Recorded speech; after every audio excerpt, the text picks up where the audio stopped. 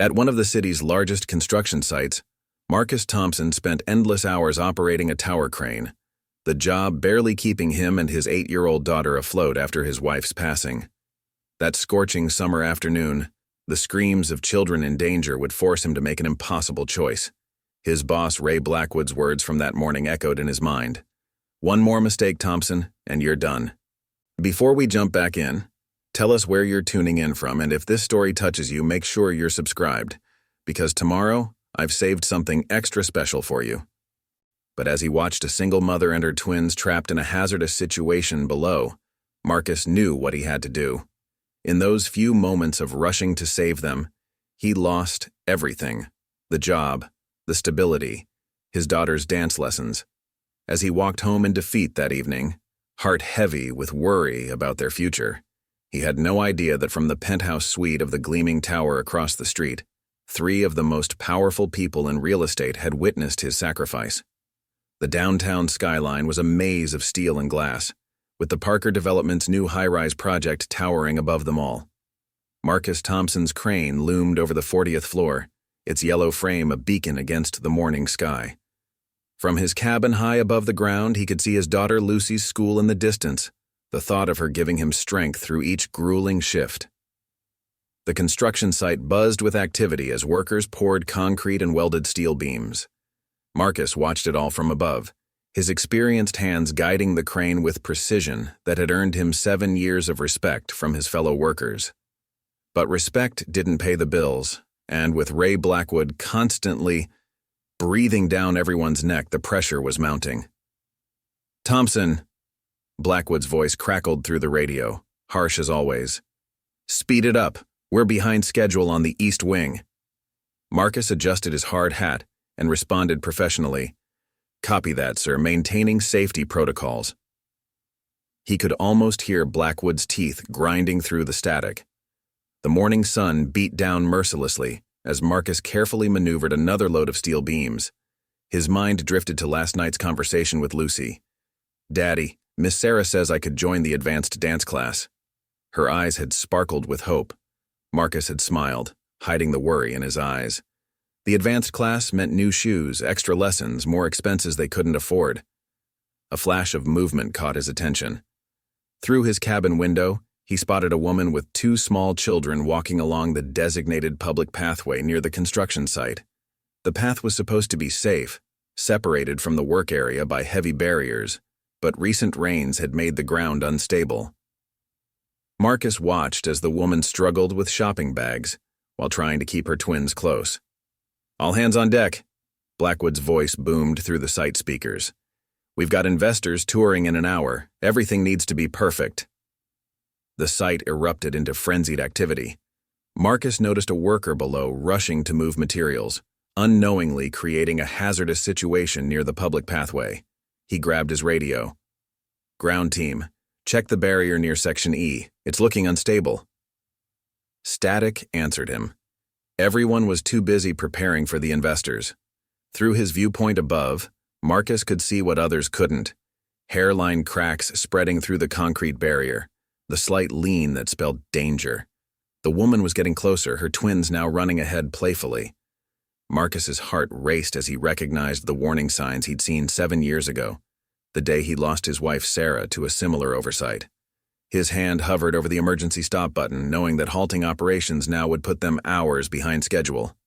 "Thompson!" Blackwood appeared on the ground below, waving his clipboard angrily. "What's the holdup?" "Get those beams moving." Marcus glanced at the family approaching the dangerous section, then at the photo of Lucy taped to his cabin wall. The memory of his wife's accident flashed through his mind. "Sir, we need to stop operations on the east side." Marcus spoke firmly into the radio. "The public pathway isn't safe." Blackwood's response was immediate and furious. "Are you out of your mind? We have investors coming. One more word about shutdowns, and you're done." The twins broke away from their mother, running ahead toward the weakened barrier. Marcus saw the concrete shift slightly, pieces beginning to crumble. In that moment, time seemed to slow down. He thought of Lucy, of bills piling up, of dance lessons slipping away. He thought of his wife, of promises made, of lessons learned too late. Without another thought, Marcus hit the emergency stop and scrambled down the crane's ladder faster than he'd moved in years. "Hey!" he shouted, running toward the family. "Get back! The barrier's unstable!" The mother looked up, confusion turning to fear as she saw the concrete starting to give way. Marcus reached them just as the barrier began to collapse. With strength born of desperation, he pulled the twins back, shielding them and their mother with his body, as chunks of concrete crashed down where they had stood seconds before. The dust settled around them, the sound of falling debris replaced by the terrified sobs of the children and their mother's shaky breathing. "Is everyone okay?" Marcus asked, his heart pounding. The mother nodded, clutching her twins close. "You saved our lives," she whispered, tears streaming down her face. Behind them, workers had stopped their tasks, watching the scene unfold with a mixture of admiration and concern. Some pulled out their phones, recording the aftermath of what could have been a tragic accident. The twins, still trembling, clung to their mother's legs as Marcus helped them move away from the debris. Noah and Sophie, he learned their names were, looked up at him with wide, grateful eyes. Their mother, Rebecca Walsh, tried to steady her voice as she thanked him again. But Marcus could only think of how easily this could have been Lucy, how no child should ever lose a parent to a preventable accident. But before Marcus could ensure the family was safely away from the site, Blackwood's shadow fell over them, his face twisted with barely contained rage. The site manager's clipboard creaked under his tight grip as he observed the stopped crane, the collapsed barrier, and the gathered crowd of workers who had abandoned their posts. "Thompson!" His voice was cold as steel. "My office. Now." As Marcus helped the family to safety, he caught a glimpse of movement in the gleaming tower across the street. Through the penthouse windows, 3 figures stood watching, their expressions unreadable in the reflective glass. But Marcus had no time to wonder about distant observers. He had a meeting that would change everything, and the weight of his decision pressed heavily on his shoulders as he followed Blackwood toward the site office. Ray Blackwood's office was a cramped container at the edge of the construction site, its metal walls amplifying the summer heat. Blueprints and safety regulations covered the walls. Ironic, given what was about to unfold. Marcus stood quietly, still covered in concrete dust from the rescue, as Blackwood slammed the door behind them. The air conditioning unit rattled weakly in the window, failing to combat the stifling atmosphere. 7 years, Thompson. 7 years you've worked here, and this is how you repay me? Blackwood's voice was dangerously quiet. "Do you have any idea what you've just cost us?" He threw his clipboard onto the desk, construction schedules scattering across its surface like autumn leaves. The quarterly profit projections peeked out from beneath them, all numbers that meant nothing compared to the lives just saved. Marcus stood his ground, his hands steady despite the trembling in his chest. The weight of his wedding ring seemed heavier now, a reminder of promises made both to the living and the dead. "Sir, that barrier was compromised. Those children could have died." The words hung heavy in the stuffy air. Through the window, he could see Rebecca Walsh and her twins being attended to by the site's first aid team, their small faces still pale with shock. That pathway was marked for repair next week. Blackwood's fist crashed down on his desk, causing the family photo on his desk to topple. The irony of a man with children of his own showing so little concern for others' kids wasn't lost on Marcus. "We had investors coming today. The Parker family themselves were scheduled to tour the site in less than an hour. Do you understand what stopping construction means? The delays? The costs?" Marcus thought of Lucy, of the promises he'd made to keep her safe after her mother's death. The memory of that tragic day 7 years ago flooded back, the screech of metal, the screams, the silence that followed. Never again. "With all due respect, sir, no construction schedule is worth a life. I saw the same signs today that I saw 7 years ago when my wife—" "Spare me your personal tragedy, Thompson." Blackwood cut him off, his face reddening. "This isn't about your wife. This is about protocol, chain of command, and your complete disregard for both." He pulled out a termination form from his desk drawer, the paper crisp and official. "3 strikes, remember? First, you refused overtime last month because of your daughter's dance recital. Then last week you reported safety concerns that set us back 2 days, and now this." Outside, the construction site had gone quiet. Workers gathered in small groups, whispering among themselves, their hard hats gleaming in the sunlight like a silent jury. Some were still watching the tower across the street, where the 3 figures had disappeared from the penthouse window. Preparing and narrating this story took us a lot of time, so if you are enjoying it, subscribe to our channel. It means a lot to us. Now back to the story. Rebecca Walsh was speaking with police officers who had arrived on the scene, her twins holding onto her hands tightly, their small knuckles white with fear. "You're fired, Thompson. Clear out your locker and turn in your credentials." Blackwood's words cut through the air like a steel beam. "I'll make sure every construction company in the city knows why.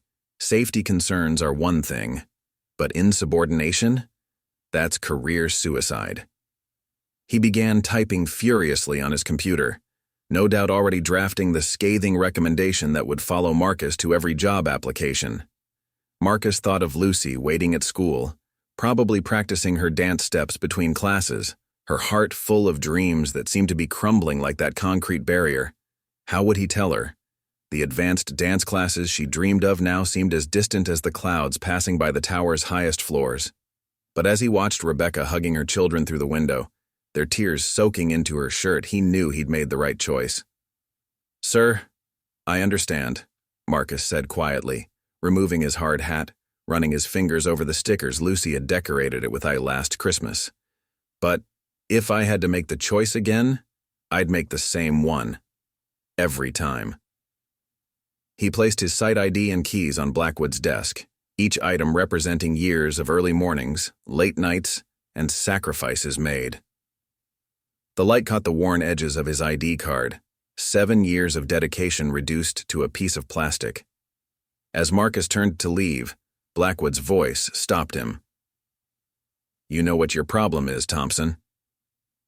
You think you're some kind of hero. But heroes don't feed families, heroes don't pay mortgages. Heroes end up broke and forgotten. Just like you'll be." The words were meant to wound, but they felt hollow against the weight of knowing he'd prevented another family from experiencing the loss he knew too well. Walking through the site toward his locker, Marcus felt the eyes of his coworkers following him. Some nodded in respect, others looked away, afraid to be associated with him. A few whispered "good man" under their breaths as he passed. Tom, his crane relief operator for the past 4 years, approached with sympathy in his eyes. "We all saw what happened, Marcus, that family. You saved their lives. My kid brother died in a construction accident 10 years ago. What you did today, it matters." "Thanks, Tom." Marcus managed a small smile, clasping his friend's shoulder. "Take care of yourself up there." He cleaned out his locker methodically. Safety gear, family photos, the small toolkit Lucy had given him for Father's Day, wrapped in paper decorated with dancing ballerinas. 7 years of life packed into a cardboard box. Rebecca Walsh was waiting by the site entrance, her twins now calmer but still holding her hands tightly. Their small faces looked up at him with a mixture of fear and gratitude that broke his heart. "Please," she said, as Marcus approached, her voice trembling, "let me help somehow. I can speak to the management, explain what happened. I'm a teacher. I can write letters, make calls." Marcus shook his head. "It's okay, Mrs. Walsh. Just keep them safe." He knelt down to the twins' level, seeing Lucy in their innocent faces. "And you two, no more running ahead of your mom, deal?" The children nodded solemnly, their earlier terror replaced by shy gratitude. Sophie, the little girl, suddenly hugged him, her small arms barely reaching around his dusty safety vest. As Marcus walked away from the construction site for the last time, the summer sun seemed to mock him with its brightness. His phone felt heavy in his pocket. He'd have to call Lucy's dance instructor, cancel the classes they could no longer afford. The thought of disappointing his daughter made each step harder than the last. Behind him, the tower he'd helped build reached toward the sky, a monument to dreams both realized and shattered. Unknown to Marcus, high above in the Parker Development's corporate tower, 3 people watched his departure with intense interest. Victoria Parker turned to her children, William and Alexandra, a determined look in her eyes. "Find out everything you can about Marcus Thompson," she said quietly, her manicured finger tapping thoughtfully against the window. "I want to know his whole story by tomorrow morning." The private jet was already being fueled. The walk home felt longer than usual. Marcus clutched his cardboard box of belongings, the afternoon sun beating down on his shoulders as he passed the familiar landmarks of his daily commute, now memories of a job he'd never returned to. His safety vest and hard hat weighed heavily in the box, each step reminding him of the choice he'd made and its consequences. Lucy's school was just ahead, its red brick building standing proud against the summer sky. He checked his watch, 2:45 p.m. Usually he'd be high above the city in his crane right now, watching his daughter's school from afar during her last class of the day. Instead, here he was, about to shatter her world for the second time in her young life. Through the schoolyard fence, he could see Lucy in her PE class, practicing her dance moves even during their running exercises. Her teacher always said she was born to dance, just like her mother. Marcus sat on a nearby bench, setting his box of belongings beside him. He'd wait until class finished rather than pull her out early, let her have these last few moments of normalcy. His phone buzzed, another message from Tom back at the construction site. "Boss is on a rampage. Whole crews talking about what you did. Those kids owe you their lives, Marcus." More messages followed from other coworkers, some offering support, others sharing job leads. But in the current economy, construction jobs were scarce, and Blackwood's influence ran deep. The school bell rang and children began pouring out of the building. Lucy spotted him immediately. She always did. Her face lit up with surprise and joy as she ran toward him, her backpack bouncing against her small shoulders. Then she saw the box beside him, and her smile faltered slightly. At 8 years old, she was already too good at reading difficult situations. "Daddy? Why are you here early and where's your hard hat?" Lucy's eyes darted between his face and the box. Marcus patted the bench beside him, and she sat down, her legs swinging nervously. Her hands clutched the small ballet charm necklace they'd found at a thrift store last month, her nervous habit. "Something happened at work today, sweetie," Marcus began, his throat tight. "There was a mother with 2 children about your age. They were in danger, and I had to help them." He watched his daughter's face carefully, seeing understanding dawn in her eyes that were so much like her mother's. "Like when Mom helped that man?" Lucy asked quietly. She knew the story, how her mother had rushed to help a worker in trouble, not knowing the support beam above was compromised. Marcus nodded, fighting back tears. "Just like that. And you know what? Those kids are safe now. Their mom gets to take them home tonight." He squeezed Lucy's hand. "But helping them meant breaking some rules at work. Important rules about when to stop the crane. And now I don't have my job anymore."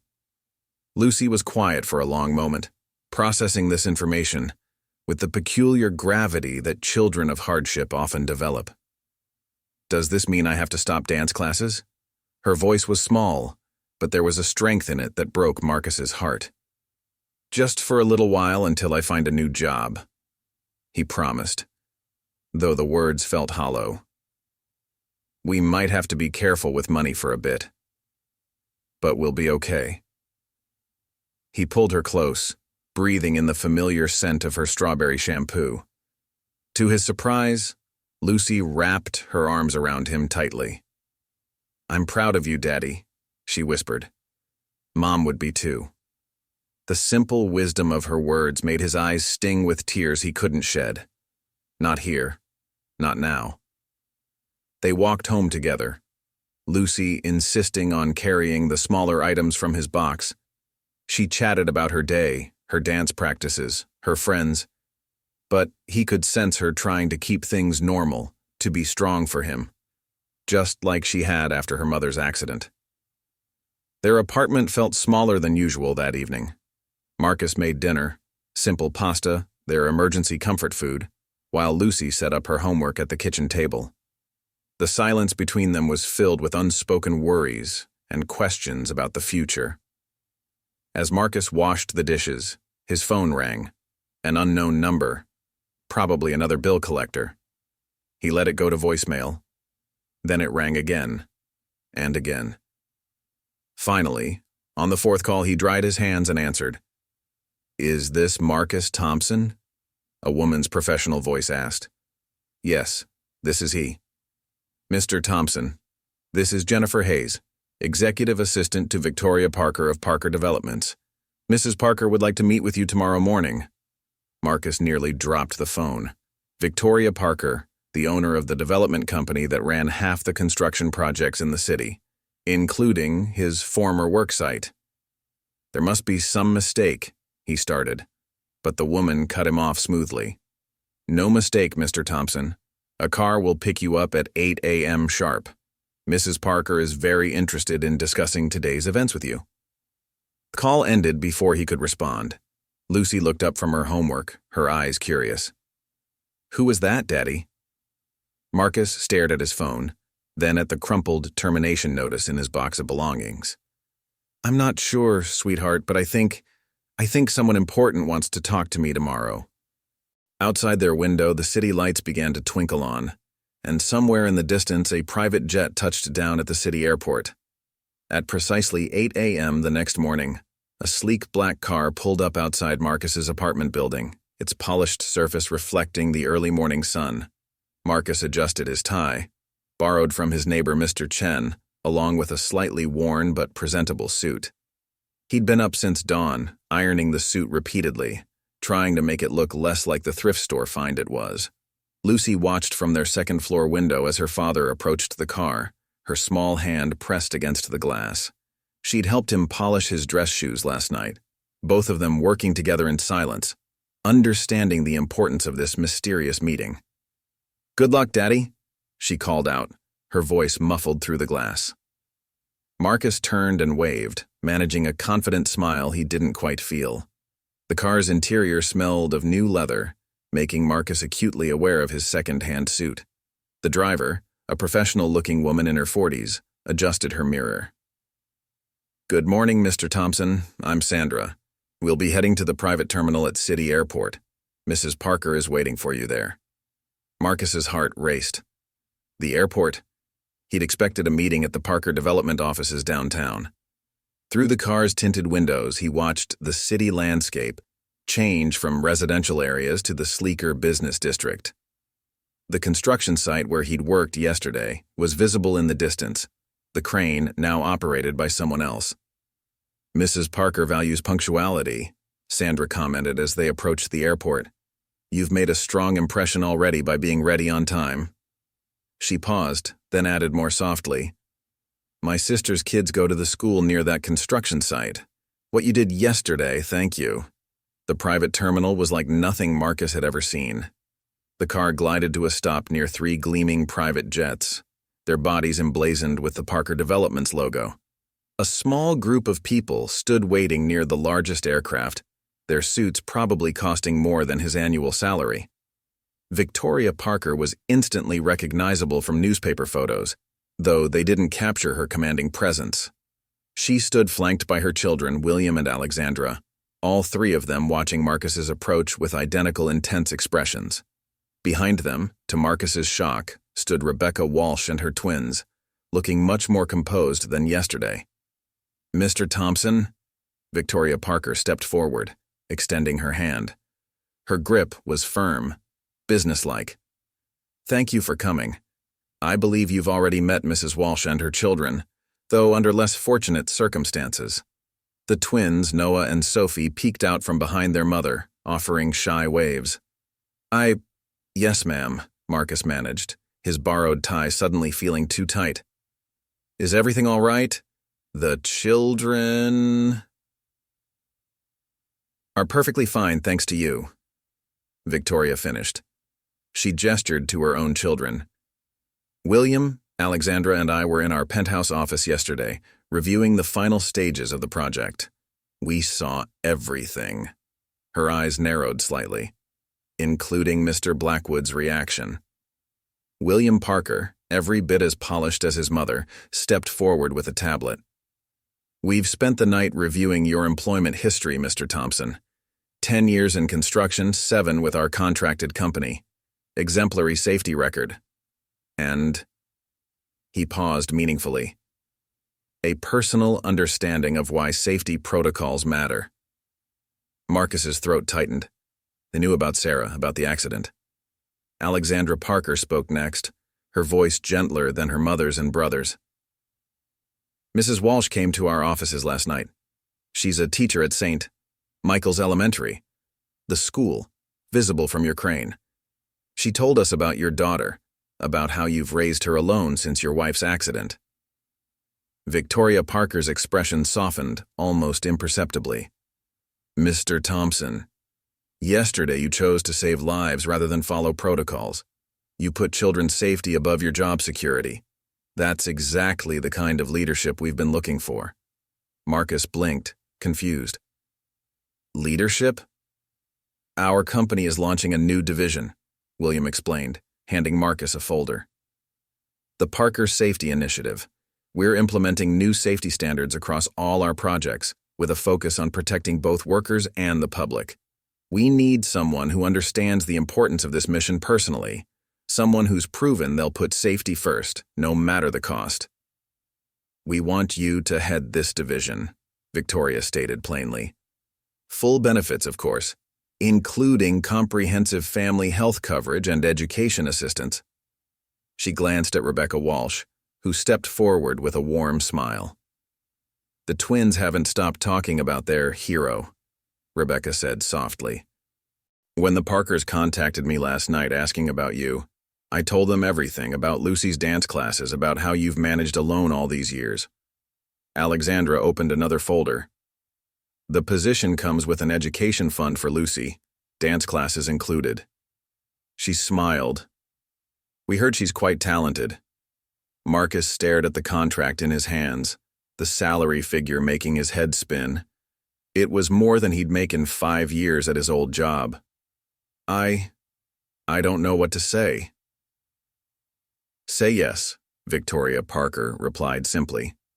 We're flying to our headquarters now to announce the initiative. The press is waiting. She pointed to the largest jet. Your seat is ready, unless you need to make arrangements for Lucy first. As if on cue, Sandra stepped forward. I can pick up your daughter and bring her to the office, sir. The press conference should be done by the time school lets out. Marcus looked at the jet, then at the contract, then at the kind faces around him. 24 hours ago, he'd thought he'd lost everything. Now. When do we start? He asked, his voice steady and clear. Victoria Parker smiled, a real smile this time. We already have. Welcome to Parker Developments, Mr. Thompson. Let's go change some lives. Behind them, the jet's engines began to hum to life, its silver body gleaming with promise in the morning sun. The private jet's interior was a world away from Marcus's usual morning commute. Leather seats, polished wood tables, and windows that offered a view of the city shrinking beneath them. As they climbed through the clouds, Marcus could see his old construction site, now tiny as a child's toy. Victoria Parker sat across from him, reviewing documents while her children prepared presentation materials on their tablets. The press conference starts at 11, William explained, handing Marcus a tablet of his own.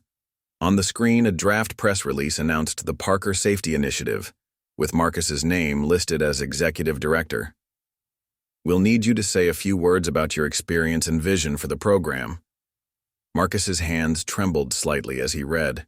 The words tragic accident 7 years ago jumped out at him. They'd included Sarah's story.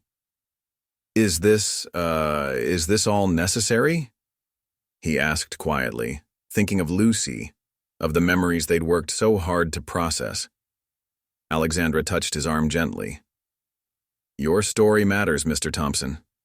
It shows why this initiative isn't just corporate policy, it's personal, real. She paused, her expression softening. But we can modify any details you're not comfortable sharing. The jet began its descent into Parker Development's headquarters city. Through the window, Marcus could see a crowd gathering outside a gleaming office building. News vans lined the street, their satellite dishes reaching skyward like metal flowers. Your new office is on the 38th floor, Victoria said, gathering her papers. Next to mine. We'll have your nameplate ready by tomorrow. She studied him for a moment. Are you ready for this, Marcus? It's going to be a significant change. Before he could answer, his phone buzzed. A text from Sandra. Picked up Lucy from school. She's very excited about the surprise. Attached was a photo of his daughter, still in her school uniform, beaming at the camera. The sight gave him strength. I'm ready, he said firmly. These changes aren't just for me and Lucy anymore. They're for every family that could be affected by workplace accidents. For every child who deserves to have their parent come home safe. The press conference was a blur of camera flashes and microphones. Marcus stood at the podium, his borrowed suit now feeling less like a costume and more like armor. He spoke from the heart about safety, about responsibility, about the real cost of cutting corners.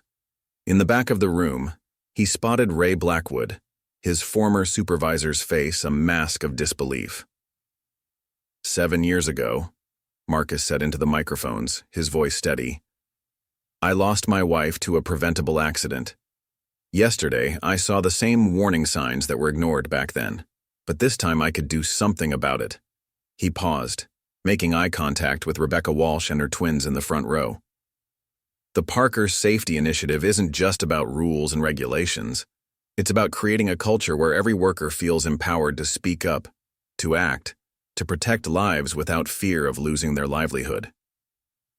Victoria Parker joined him at the podium, her presence commanding immediate attention. Mr. Thompson's appointment is just the beginning. We're implementing these safety protocols across all our projects nationwide. Every contractor, every subcontractor will be held to these standards. No exceptions. After the press conference, as reporters filed out and photographers packed their equipment, Marcus found himself face-to-face with Blackwood. His former supervisor looked smaller somehow, less intimidating in the bright corporate lobby. Thompson, Blackwood started, his voice uncertain.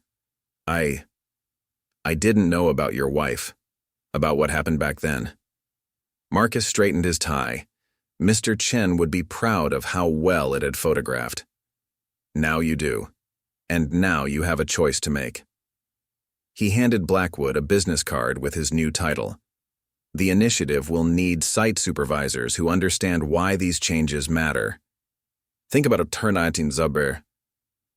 The elevator ride to his new office felt surreal. The entire 38th floor was dedicated to the safety initiative. Through floor-to-ceiling windows, he could see his old construction site in the distance. Alexandra showed him to his office. Corner suite, with a desk larger than his apartment's kitchen. One more surprise, she smiled, opening a side door. There, in what would be his private conference room, stood Lucy, her eyes wide with wonder at the city view. She ran to him, throwing her arms around his waist. Daddy, is this really your new office? Ms. Sandra said you're going to help make sure no more accidents happen like with Mom. Her voice caught slightly on the last word, but her eyes shone with pride.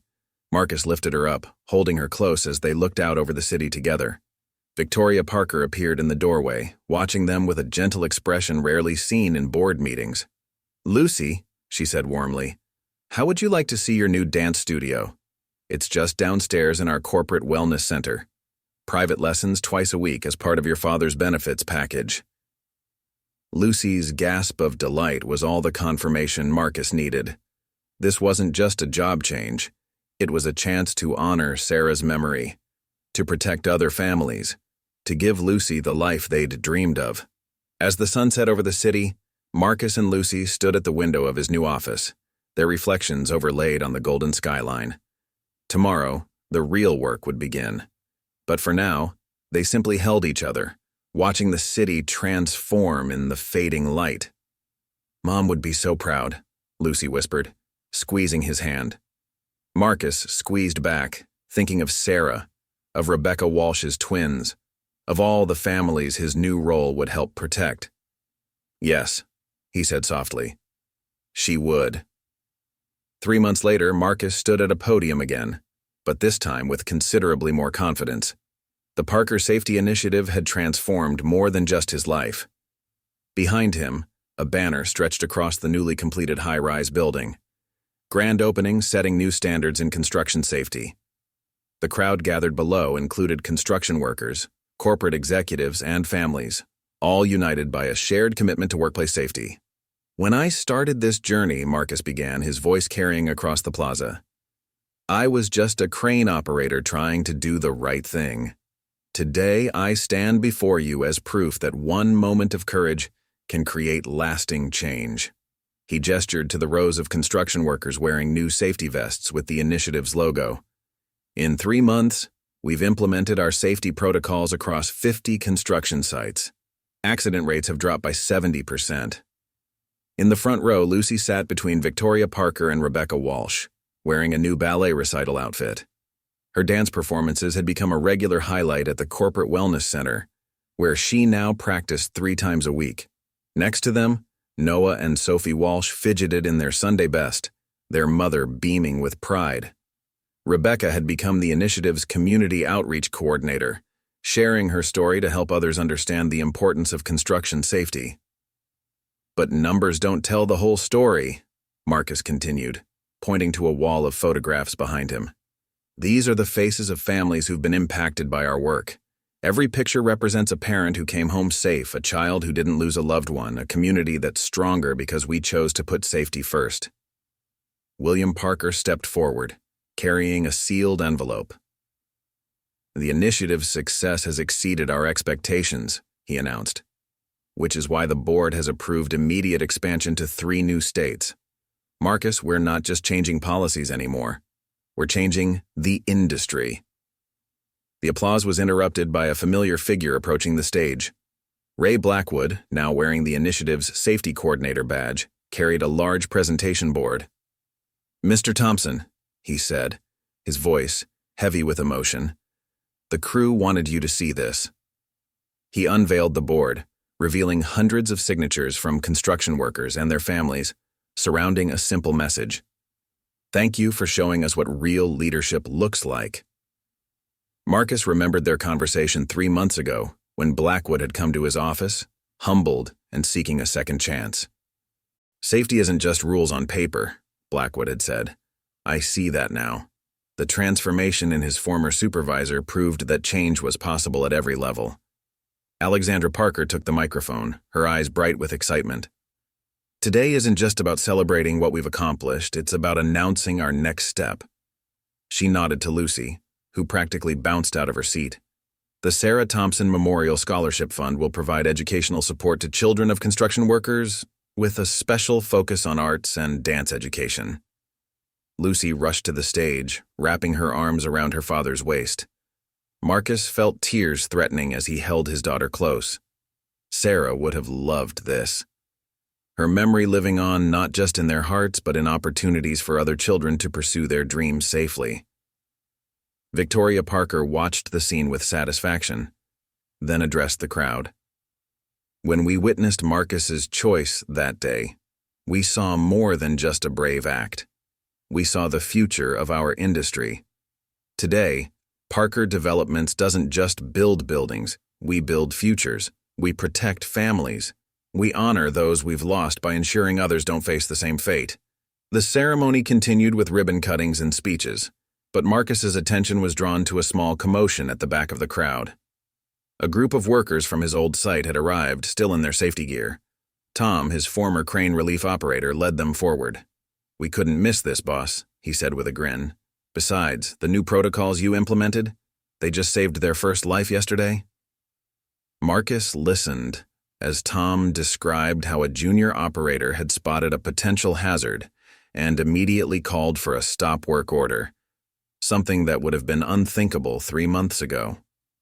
The incident could have been tragic, But instead, it became a teaching moment, a validation of everything they'd worked for. As the sun began to set, casting long shadows across the plaza, Marcus found himself standing with Lucy at the base of the building he'd helped construct. His old crane still towered above them, but now it bore a new safety system named in Sarah's honor. "Look, Daddy." Lucy pointed to where Rebecca's twins were showing other children their father's safety badges. "They want to be safety officers when they grow up, just like you." Marcus smiled, remembering the rainy day that had changed everything.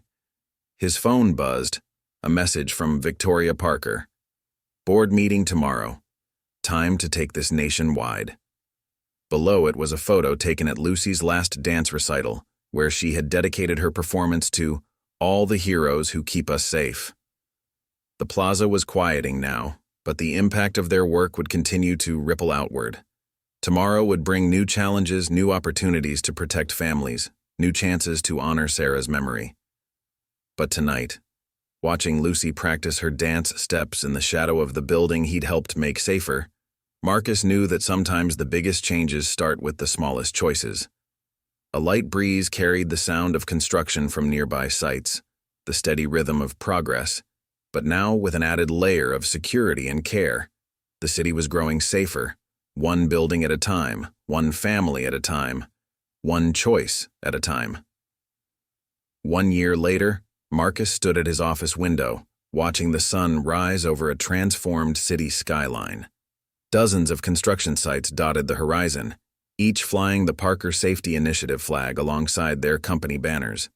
His reflection in the glass showed a different man than the crane operator of a year ago. Confidence had replaced uncertainty. Purpose had erased doubt. The early morning silence was broken by Lucy's voice as she practiced her morning stretches in his office's small dance area, a special addition Victoria Parker had insisted on installing. At 9 years old now, Lucy had blossomed into one of the Dance Academy's star pupils. Her next recital would be performed at the grand opening of the initiative's new national headquarters. "Mr. Thompson," his assistant's voice came through the intercom. "They're ready for you in the main conference room. All 50 state representatives are connected via video conference." Marcus straightened his tie, no longer borrowed, but a gift from the Parker family celebrating his first successful year as executive director. The conference room was packed with familiar faces. Rebecca Walsh sat near the front, now the National Community Outreach Director, her twins doing homework in the corner. Ray Blackwood, who had become one of the initiative's most passionate advocates, was reviewing safety statistics with William Parker. The transformation in his former supervisor still amazed Marcus. Blackwood had personally trained over 300 safety coordinators in the past year. "Good morning, everyone," Marcus began, standing at the head of the table. "1 year ago, we made a promise to change the construction industry. Today, we're here to share the results." He nodded to Alexandra Parker, who brought up the presentation screen. The numbers told a story that even the most skeptical industry veterans couldn't ignore. Workplace accidents down by 85% across all participating sites. Over 10,000 workers and their families enrolled in the initiative's education and wellness programs. 28 states had adopted their safety protocols as standard requirements for all construction projects. "But numbers aren't why we're here," Marcus continued, picking up a stack of letters from his desk. "These are why." He began reading from the top letter. "Dear Mr. Thompson, yesterday my husband spotted a structural weakness that could have collapsed an entire section of our project. Because of your protocols, he felt empowered to stop work immediately. Today, our children still have their father, thank you." Victoria Parker stood up, her presence commanding as ever but warmed by a year of witnessing real change. The Sarah Thompson Memorial Scholarship Fund has now supported over 500 children of construction workers in pursuing their dreams. Lucy's dance program inspired us to expand into music, art, and sports. We're not just building safer sites, we're building stronger communities. The video screen showed similar meetings happening across the country. Safety coordinators, many of whom Marcus had personally trained, shared their own success stories. In Chicago, a potential crane collapse had been prevented. In Houston, a completely redesigned safety harness system had saved 3 lives. In Seattle, a new communication protocol had prevented a major accident during a storm. "But our work isn't finished," Marcus announced, revealing the initiative's next phase. "Today, we're launching our international program. Starting next month, I'll be traveling to construction sites around the world, sharing our methods, our stories, and our commitment to putting lives before deadlines." Lucy appeared at the conference room door, still in her dance clothes, followed by her instructor. "Actually, Dad," she said with a grin, "we have a surprise for you first." The lights dimmed, and a video began playing on the main screen. It was Sarah, footage Marcus had never seen before. She was at a construction site safety meeting, passionate and alive, arguing for better protocols.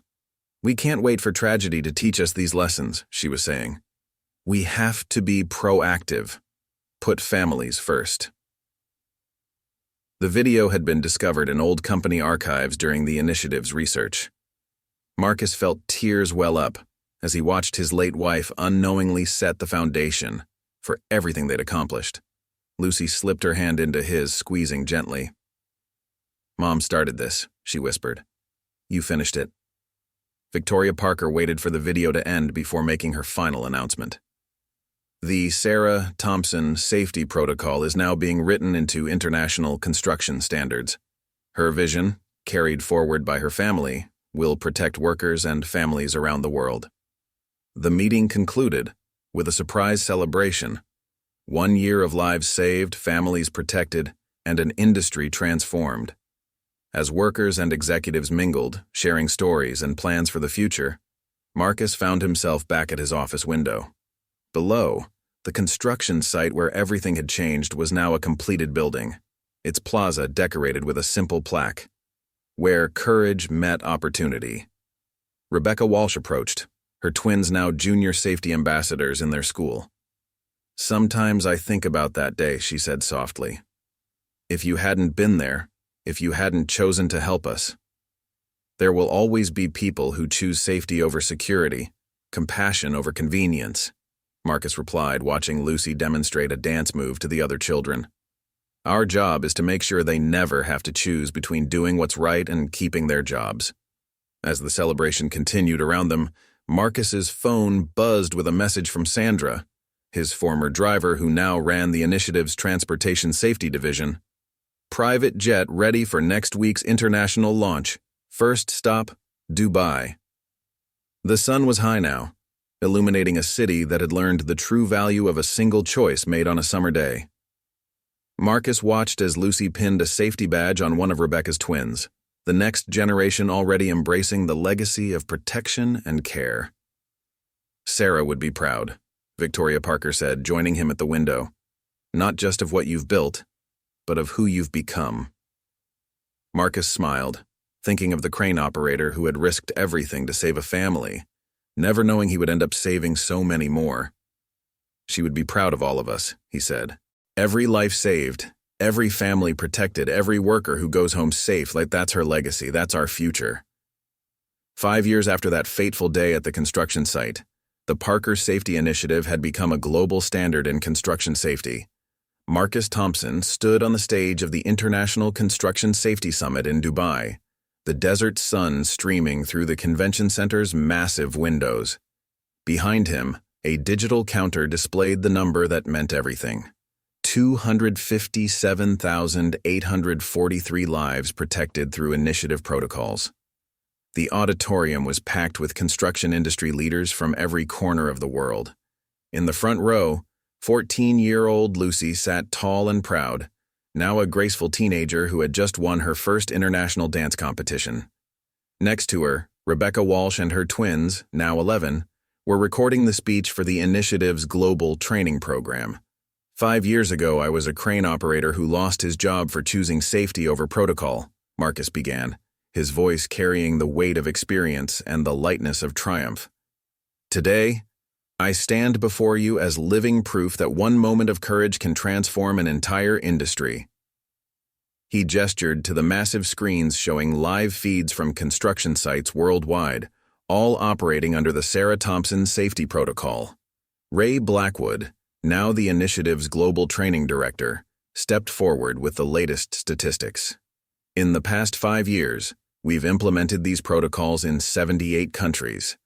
Workplace fatalities in participating sites have dropped to near zero. But more importantly, we've created a culture where every worker knows their life matters more than any deadline. Victoria Parker, her hair now streaked with distinguished silver, joined Marcus on stage. The Parker family had transformed their entire business model, making safety innovation their primary focus. When we watched Marcus make that choice 5 years ago, we saw the future of construction. Today, that future is our reality. The presentation screen shifted to show a split screen of then and now. On one side, the old construction site where Marcus had saved Rebecca and her twins. On the other, the gleaming initiative headquarters that now stood in its place, its design incorporating every safety innovation they'd developed. But numbers and buildings don't tell the whole story, Marcus continued, nodding to Lucy. She gracefully made her way to the stage, no longer the small girl worried about losing her dance classes, but a poised young woman who had performed at safety awareness events around the world. My mother believed that every life has infinite value, Lucy addressed the crowd, her voice strong and clear. She died protecting that belief. My father lived it by saving a family he didn't know. Today, the scholarship program in my mom's name has helped over 10,000 children pursue their dreams safely. The screens changed again, showing a montage of lives touched by the initiative. Construction workers' children graduating from college, artists emerging from newly safe workplaces, families united, instead of torn apart by tragedy. Rebecca's twins stood up, now junior safety ambassadors, wearing their badges with pride. William and Alexandra Parker unveiled the next phase of their mission, the Sarah Thompson Global Safety Institute, a state-of-the-art training facility that would bring workers from developing nations to learn the protocols that had saved so many lives. Safety isn't just a procedure, Marcus concluded, looking out over the audience. It's a promise we make to every family, every child, every community that depends on our industry. 5 years ago, I made a choice that cost me my job but saved 3 lives. Today, we make that choice easier for millions of workers around the world. As the standing ovation thundered through the auditorium, Marcus caught sight of a familiar face in the crowd. The elderly architect who had designed the original building where everything started was dabbing at his eyes with a handkerchief. Next to him sat Tom, Marcus's old crane relief operator, now heading the initiative's equipment safety division. Later that evening, at a quiet dinner overlooking the Dubai skyline, Lucy showed her father her latest achievement, an acceptance letter from the Royal Ballet Academy, made possible by the scholarship fund that bore her mother's name. Mom's legacy just keeps growing, she said softly. Marcus watched the sunset paint the sky in brilliant oranges and pinks, remembering that summer day when everything had changed. His phone buzzed with a message from Victoria Parker. Tokyo site just prevented a major accident using your protocols. Another family stays whole. Rebecca Walsh joined them on the balcony, her twins now discussing their plans to study engineering and safety design in college. Sometimes I wonder, she mused, what would have happened if you had chosen differently that day? Marcus smiled, watching Lucy demonstrate a dance move to Sophie Walsh, their shadows stretching long against the desert sky. We don't have to wonder, he replied. Every day, somewhere in the world, someone makes the same choice I did. And now, they don't have to lose everything to save a life. As the stars began to appear over the desert metropolis, Marcus thought about the journey from that construction site to this moment. Sarah's picture still sat on his desk, her smile a daily reminder of why their work mattered. But now it was accompanied by thousands of other photos, families preserved, dreams protected, lives saved. The choice that had cost him everything had ended up giving him, and countless others, something far more precious, a legacy of safety, compassion, and courage that would protect families for generations to come. The success of the Parker Safety Initiative brought new challenges that no one had anticipated. As Marcus prepared for another board meeting in the initiative's headquarters, he faced an unexpected crisis. Early reports were coming in from their Southeast Asian projects about contractors trying to falsify safety records to gain lucrative contracts. The Parker name now carried such weight in the industry that some companies were willing to do anything to claim compliance with their standards. "We've got a situation in Singapore," William Parker announced, spreading photographs across the conference table. "Someone's using counterfeit safety certificates with our logo. 3 sites claimed to be initiative certified, but they're cutting corners everywhere." The images showed clearly substandard safety equipment and dangerous working conditions. Marcus studied the photos, his jaw tightening. This wasn't just about reputation. Lives were at stake. "How many workers?" he asked, already reaching for his phone to cancel his weekend plans with Lucy. Her dance recital would have to wait. "Over 2,000, Alexandra Parker replied, her face grim. "Mostly migrant workers. They don't know they're working under fake certifications. One site had a near collapse yesterday. If it hadn't been for a local inspector who noticed irregularities in the paperwork." Victoria Parker entered the room, accompanied by Ray Blackwood and Rebecca Walsh. The years had forged them into an unshakable team, each bringing their unique perspective to every crisis. "The media's already asking questions," Victoria stated, turning on the newsfeed. "We need to act fast." "Cancel my Dubai trip," Marcus decided, rolling up his sleeves. "We're going to Singapore. Tonight." He caught Ray's eye. "Remember how we used to run surprise inspections on third shift? Time to go back to basics." Rebecca stepped forward, concern etched on her face. "Marcus, Lucy's recital is tomorrow. She's been practicing for months." The words hit him hard. Since Sarah's death, he'd never missed a single performance. But before the guilt could settle, his phone buzzed with a text from Lucy. "Dad, I saw the news. Go save them. Mom would want that. I'll dance extra beautiful next week." Marcus showed the message to Rebecca, his eyes misty. She understands. She's always understood. Within hours, a Parker Developments private jet was crossing the Pacific. Marcus used the time to study the Singapore construction industry's regulations, while Ray developed a rapid audit protocol. Alexandra worked on legal documents that would give them authority to shut down fraudulent operations. "We're not just fighting fraud," Marcus told his team during the flight. "We're fighting the mindset that profit matters more than people. The same mindset that—" He paused, the memory of Sarah's accident still sharp. "The same mindset that cost my wife her life." They landed in Singapore at dawn, the tropical humidity hitting them like a wall. Local authorities, alerted by the Parker family's connections, were waiting with vehicles and support staff.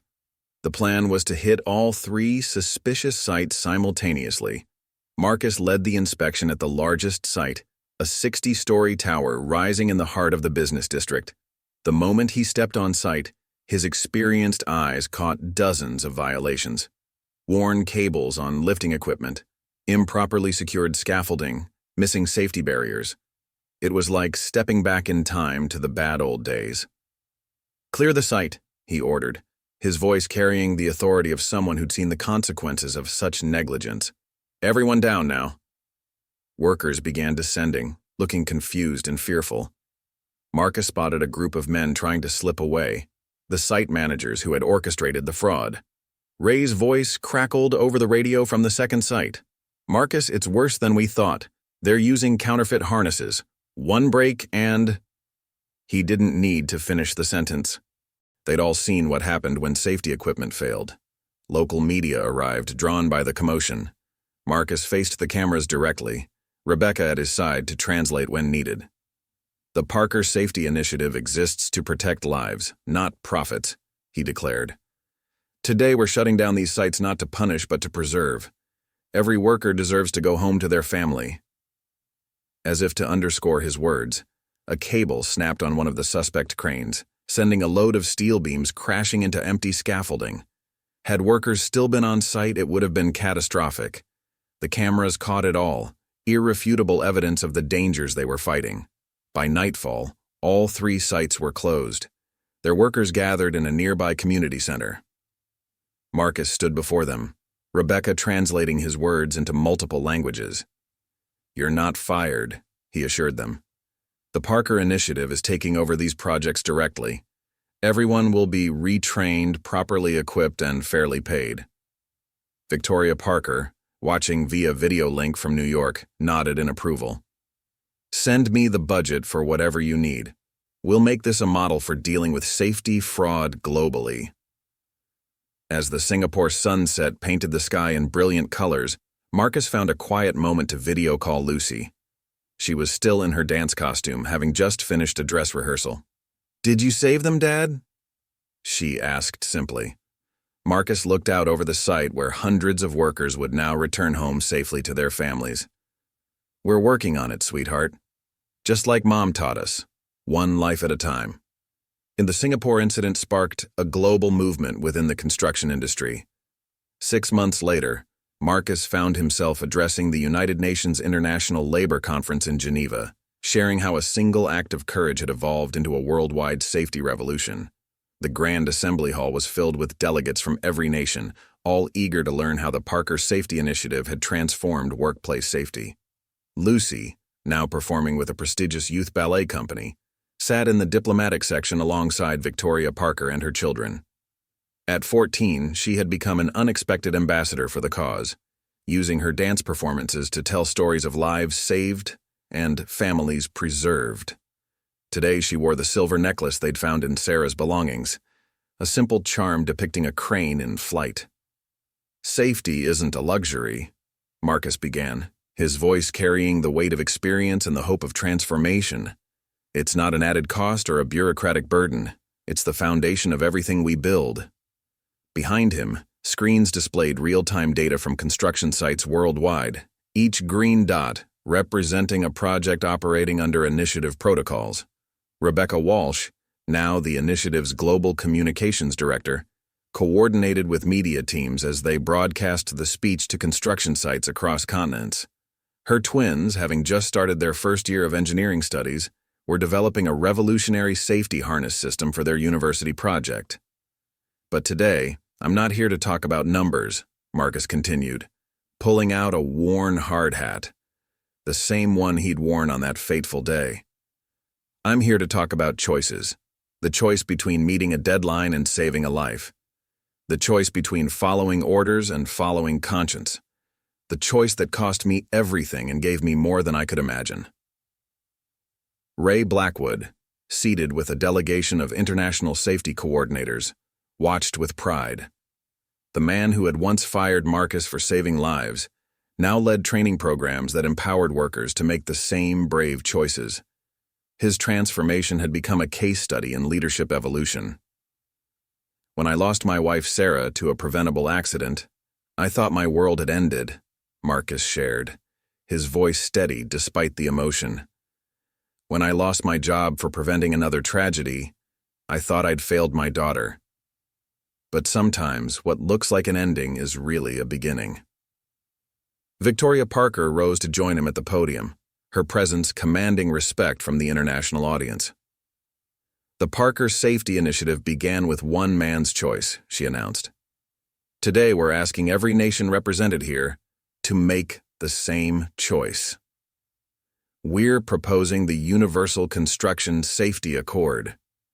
William and Alexandra Parker unveiled the comprehensive proposal, a framework that would standardize safety protocols across borders, ensure worker protection regardless of nationality, and create a global rapid response team for safety emergencies.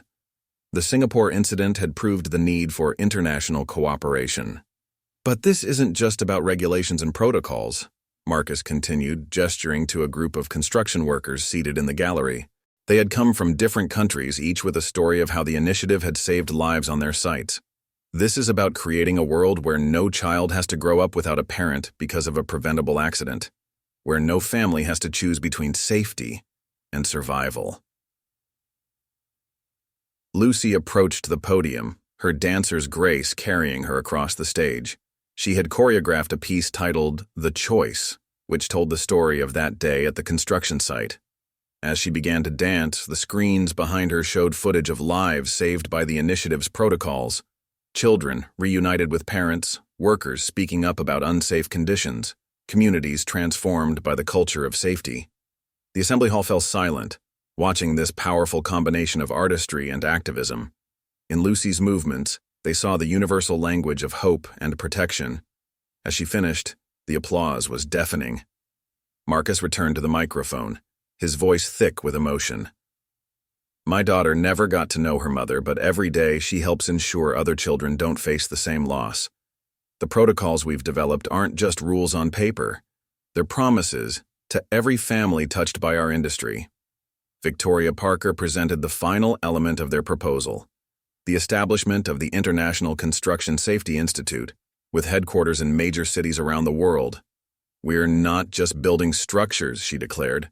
We're building a legacy of protection that will outlast any skyscraper. As the delegates rose in a standing ovation, Marcus caught sight of a familiar face in the crowd. One of the twins he'd saved that day at the construction site was recording the whole thing on her phone, tears streaming down her face. Sophie Walsh had grown into a passionate advocate for construction safety, her own near tragedy fueling her determination to protect others. The vote was unanimous. The Universal Construction Safety Accord would become international law with the Parker Initiative's protocols as its foundation.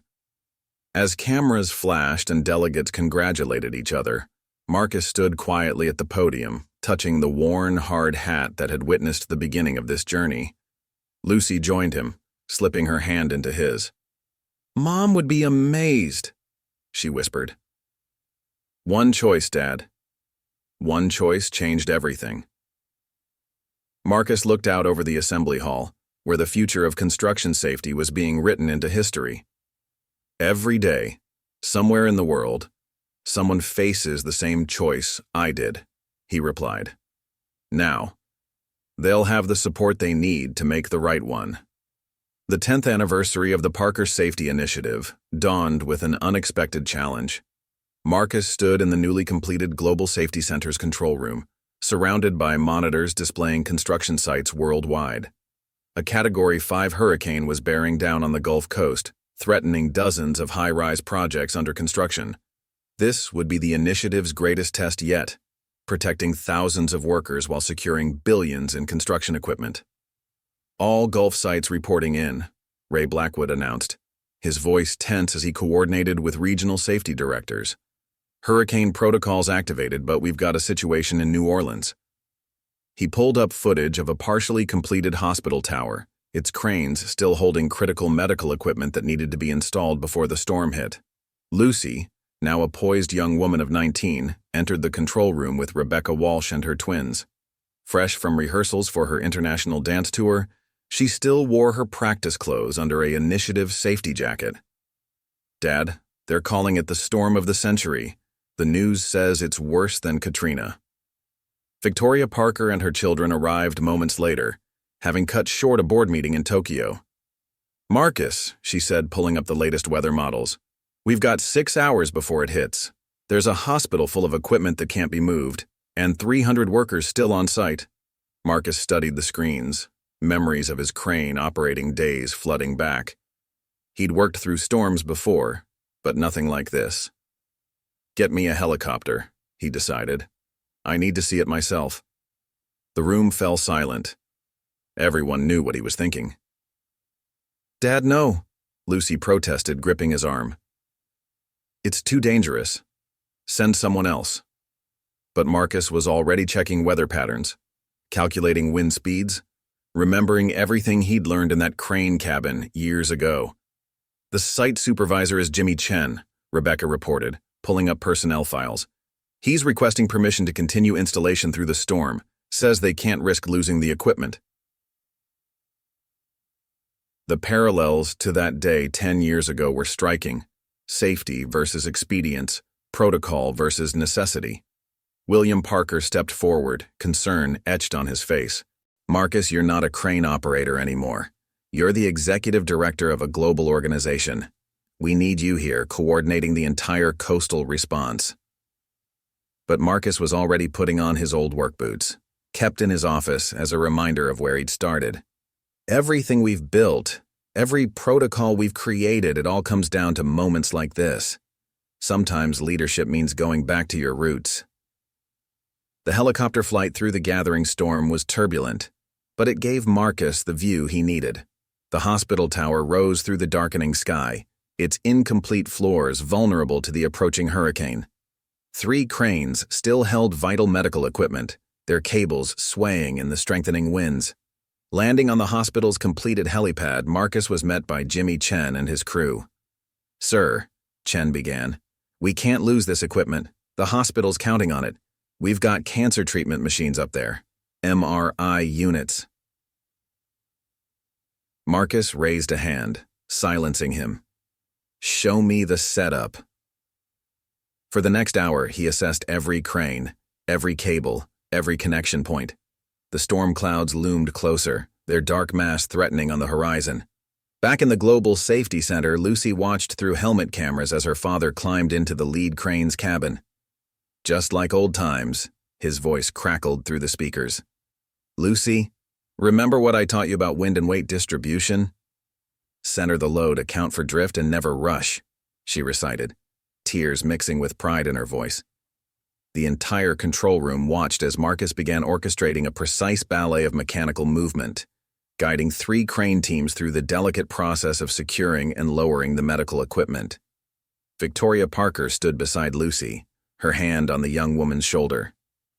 "10 years ago, I watched your father make an impossible choice that saved 3 lives. Today, he's saving hundreds." The screens showed evacuation procedures running smoothly at other sites along the coast, all following protocols born from that single moment of courage. Wind speeds increased as the storm approached, but Marcus's voice remained steady over the radio.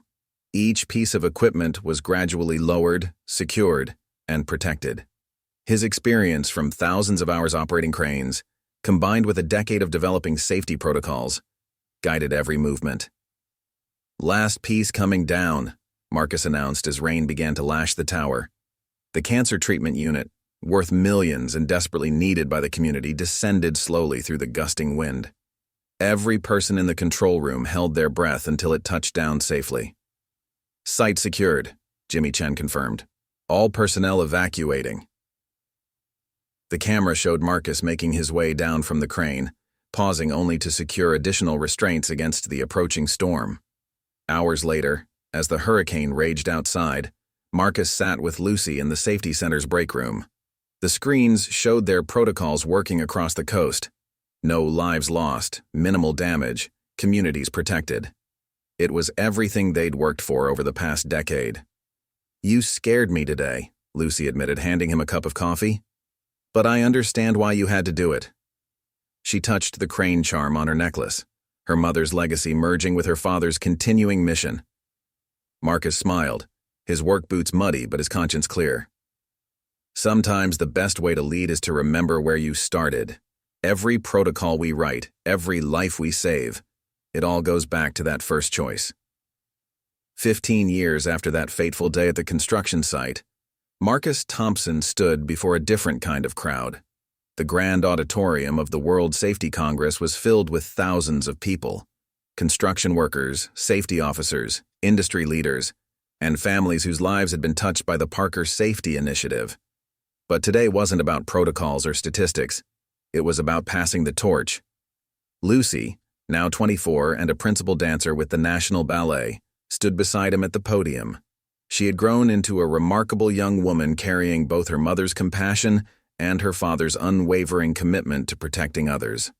Her dance company had just completed a world tour, performing The Choice, a powerful ballet that told the story of that summer day when everything changed. 15 years ago, Marcus began, his voice carrying the weight of countless lives saved. "I was a crane operator who lost everything for making the right choice.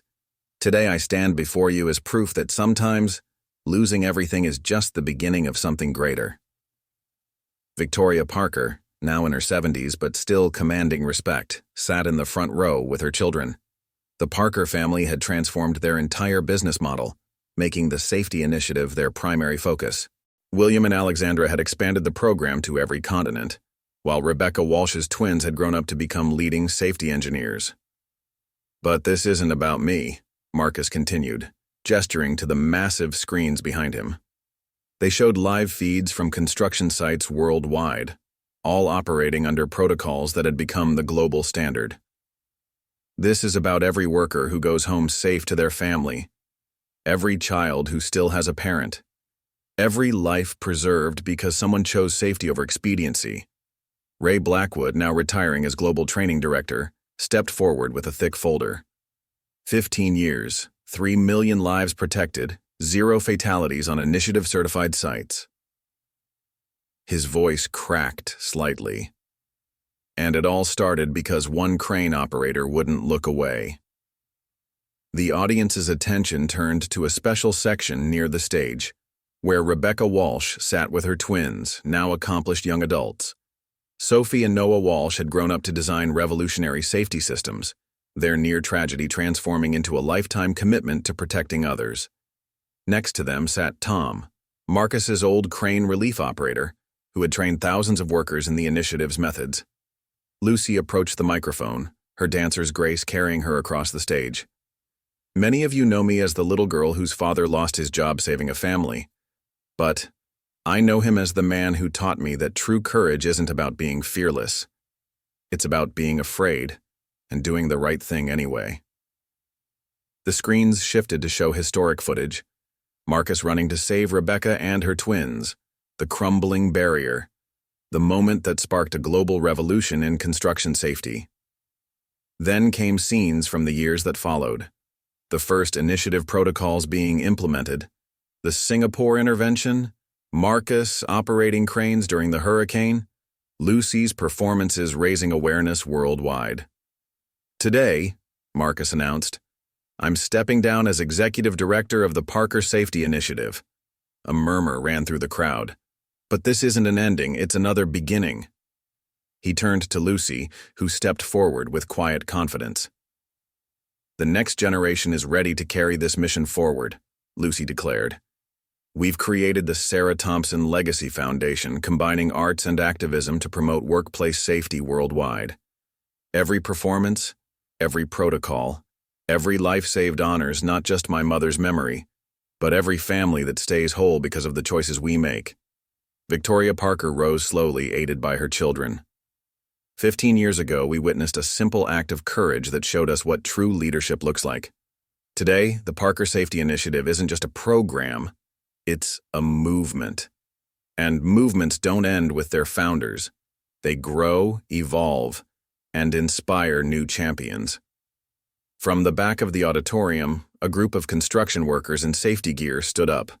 They were from the original site where everything began, now master trainers themselves. One by one, they raised their hard hats in salute, a gesture that spread through the entire audience like a wave. Marcus looked out over the sea of raised hard hats, each one representing countless lives protected, families preserved, futures secured. He thought of Sarah, of that rainy day when he lost her, and of the sunny afternoon when her memory helped him save 3 lives. He thought of Lucy growing up without a mother, but with a purpose that had shaped her into an extraordinary woman. "The choice between safety and convenience will always exist," he concluded, his voice strong with conviction. "But thanks to every person in this room and thousands more around the world, making the right choice no longer means losing everything. It means being part of something greater than ourselves." As the standing ovation thundered through the auditorium, Lucy slipped her hand into her father's. Together, they looked out over the crowd, construction workers and corporate leaders, engineers and artists, all united by a commitment to protecting life above all else. The screens behind them showed a final image, the original construction site where it all began, now home to the initiative's global headquarters. Inscribed on its foundation were the words that had become their guiding principle: every life, every choice, every time. Marcus squeezed his daughter's hand. thinking of how a single moment of courage had rippled out to touch millions of lives. "Your mother would be so proud," he whispered. Lucy smiled, touching the crane charm that had never left her neck. "She is, Dad. She is." Up next, you've got 2 more standout stories right on your screen. If this one hit the mark, you won't want to pass these up. Just click and check them out. And don't forget to subscribe and turn on the notification bell so you don't miss any upload from us.